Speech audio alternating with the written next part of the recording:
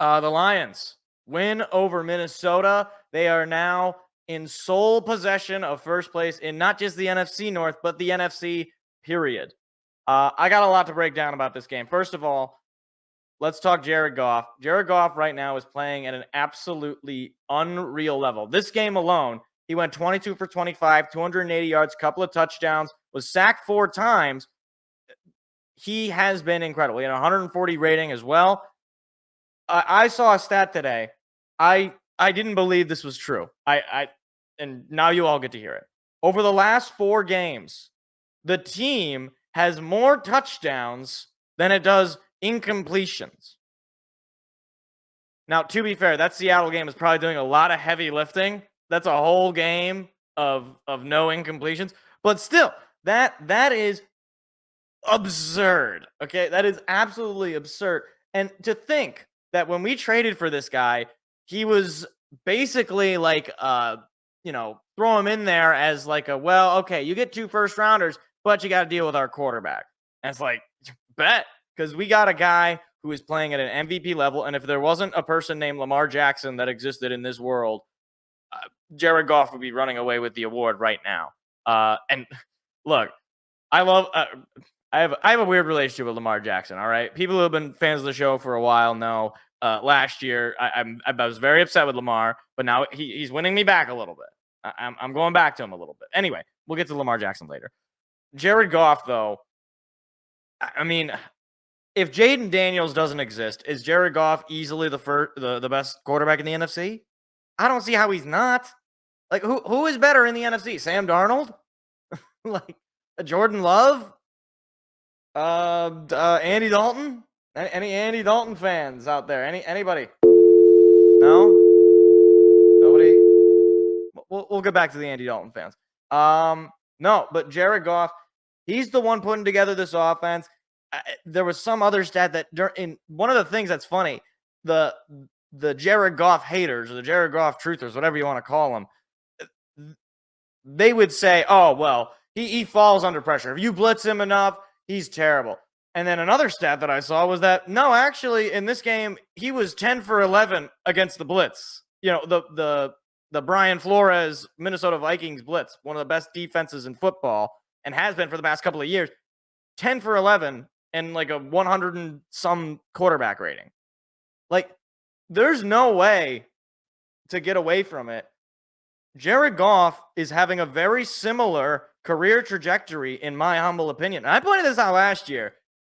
He's having a very similar career trajectory as Drew Brees did when he got traded from the San Diego Chargers to the Saints. And it is kind of ironic, or it is kind of, I guess, a coincidence. I don't know if you could call it irony.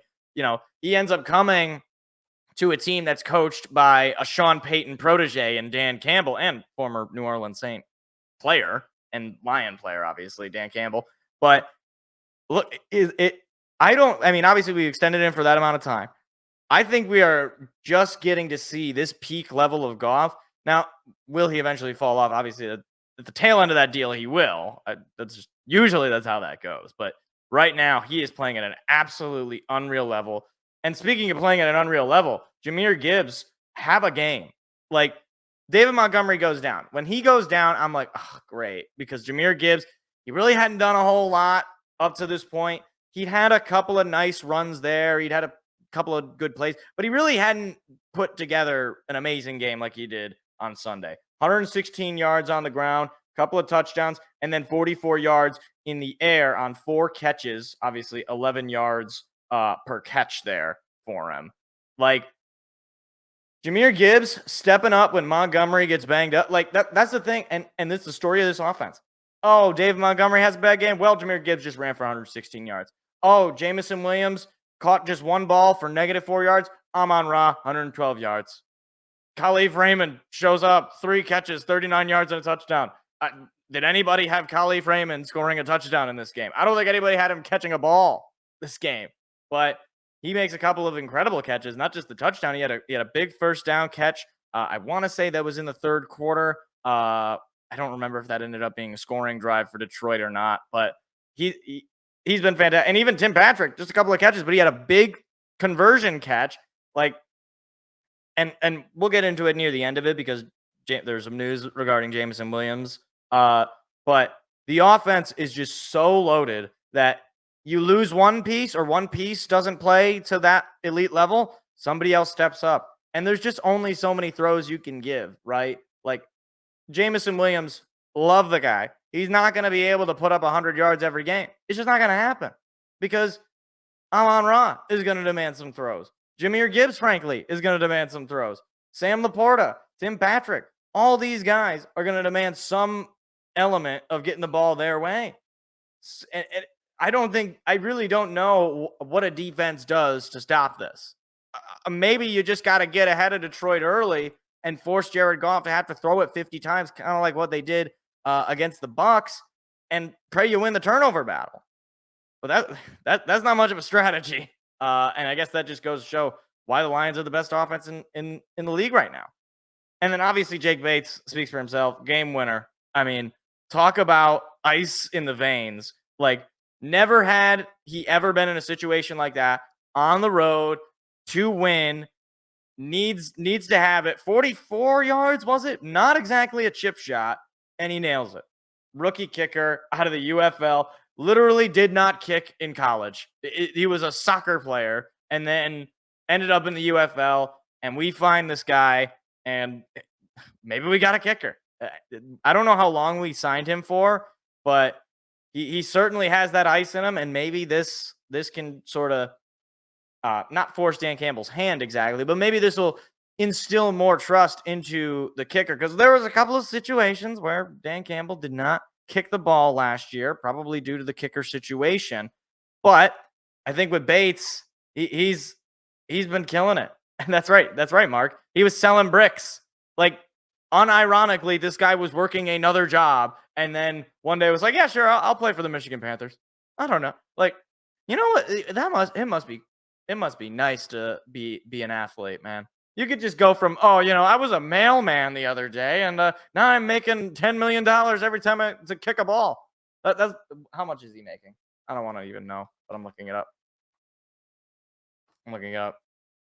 2 years, $1.9 million with a $100,000 signing bonus, $150,000 guaranteed. Must be nice. But I mean, either way, he deserves it. He's playing at it. He hasn't missed a kick all year, at least a field goal all year. I think he's missed an extra point. I don't remember though. Now I want to talk a little bit about the defense as well, because you see 29 points and you're like, okay, defense really didn't do you many favors in this game. You had to win it by the skin of your teeth.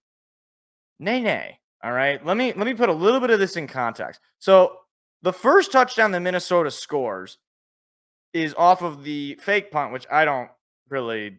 I said it in the broadcast. I don't understand the logic behind that. Like, I understand, maybe you catch them off guard, but when you go 3 and out, right? What is the purpose of going for it on a fake when your offense to that point had not done you many favors anyway? And it's way too early to be doing that. So obviously they fail on the fake punt, and Minnesota takes over 2 plays, score a touchdown. Okay. Is that really on the defense? I guess technically. And you don't know if you punt it, whether or not they would have scored anyway, but it probably be a whole lot harder just based on the way the defense played the entire rest of the first half. And then obviously the scoop and score, David Montgomery fumbles the ball. Minnesota takes it all the way. So that's 14-ish points roughly that you could take off the board theoretically. I'm not going to do that, but I'm just saying it's not like, the defense gave up 5 touchdowns or I guess not 5 touchdowns, 4 touchdowns, right? It's a little different, right? They certainly didn't give up 4, right? They gave up at least 3. Still not great, but over the course of, a 4-quarter game, given the way your offense is performing, that's not too bad. And it also didn't help that the offense kind of slowed down in the second half for the Lions anyway. It started slow, roared to life in the second quarter, tried to, keep the gas on a little bit in the third quarter, and then, you had the scoop and score and all that jazz. All that is to say, though, while this defense was able to perform, and the secondary played really, really well, I thought. You held Justin Jefferson to less than 100 yards, which I don't even remember the last time that we ever did that. I don't think we have ever done that. and Jalen Naylor and Jordan Addison, both of those guys under 100 yards as well. This team still definitely desperately needs some pass rush because Sam Darnold had eternity to throw the ball. I don't know who that person is. I already have stated that I would love to see Max Crosby in a Lions uniform. That is probably not realistic. Unless it is. I don't know. The crazy things happen in Raiderland in Vegas. We need to, and I think Brad Holmes is capable of, and he's more than on point with this. We need to upgrade at that position. I mean, if we want to be able, because we're not going to be able to win these kinds of games like this every single time. Now, again, is the fumble scoop and score repeatable? Is the fake punt repeatable? Maybe. I don't know, right? I don't know how the game goes if you play it again, but you don't play Minnesota again until the end of the year. Either way, if you're in these kinds of games again, where you go down 10-0 early, or where, they have the ball late and you need a sack to ice the game, I don't think Trevor Nowaski is the solution. I don't think blitzing Alex Anzalone, or maybe if he ever comes back, Ifeatu Melifonwu, I don't think those guys are going to be the answer necessarily. So you got to go out and you got to make an upgrade at the position. There's plenty of guys out there. I want to say I saw they were going after Smith out in Cleveland. Zadarius, I think it's Zadarius, something like that. Zadarius Smith out in Cleveland. And finally, before we wrap up this segment, got to talk Jameson Williams, because today the news broke. Jameson Williams suspended for the next 2 games. Now, here's what I'm not going to do.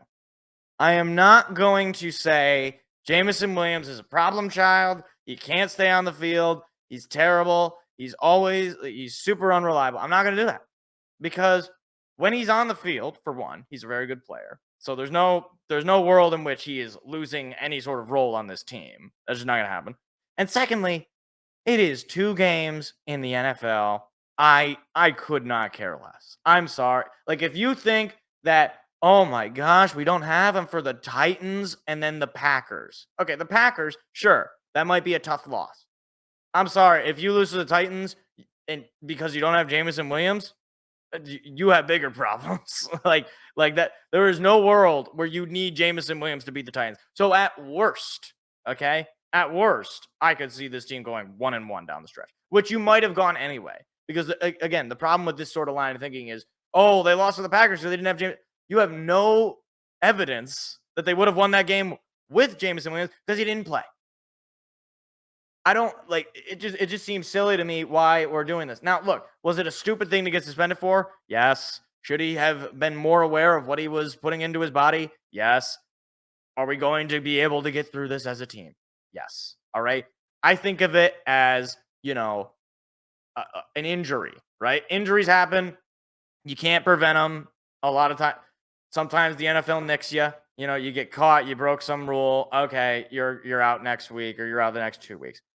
This is not a big deal. This, frankly, to me, does not wane any of my confidence in Jameson Williams' ability to take the game seriously.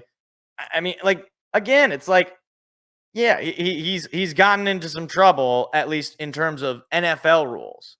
What he hasn't done is, go out and beat a guy up at a club, or, sleep with some woman that he probably should not have been with, and now she has his kid. He hasn't done these things that generate negative headlines and make it seem like he's not into the game. He's done things that are a little reckless, or a little, not paying too much attention to the rules. Fine. Fair enough. I have no concerns with Jameson Williams from a character perspective, and I certainly have no concern with him as a player. So to me, it's just a total non-story. I'm not going to scream, oh my gosh, we lost to the Packers because we didn't have JMO. Like, if you think that way, I don't know how much football you watch, because that's just not real life. All right. If you lose to a team because you had one wide receiver not play, you weren't that good of a team to begin with. All right. Like, this team is 5-1, atop of the NFC, and they have the best offense in football, and they haven't lost a road game the entire season. They're not doing it just because Jameson Williams is on the field. All right. Jameson Williams could have not played in many of these games, and we probably still would have won. Either way. That's all I got. We're on to Tennessee. That we're coming back home. I think that game. Look, we'll get to it in the picks, but yeah, I don't think Tennessee should show up. Frankly, I mean, they can show up if they want, but it's not gonna be great. Watch us lose now. Now that I'm talking all this smack. Hi, it's me again. If you enjoyed what you just saw, hit the like and subscribe button. We do live shows every Tuesday at 7 p.m. Eastern. Hope to see you there.